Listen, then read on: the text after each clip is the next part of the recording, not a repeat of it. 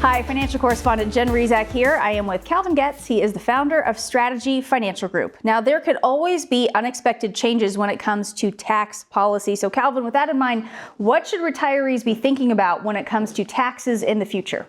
That's a great question, Jen. So the number one concern I think they should have is that there may be a rising tax environment in the future. Back post-World War II, the highest tax bracket in the United States was 90%.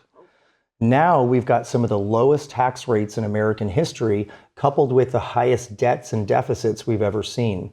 And I think those are going to continue to climb. So even though we're kicking the can and keeping tax rates as low as possible now, I think retirees need to be really careful, especially considering that most of the money that boomers have saved is in tax-deferred retirement accounts, which means when they turn 73, they have to start taking money out and they can't control what that tax environment is going to be 5, 10, or 15 years from now. Right. And when it comes to things like tax policy, we really feel like we're at the mercy of the IRS, the government, but you have some resources to help us find some opportunities, take back a little bit more control there. That's right. That's why my team and I have created this retirement kit.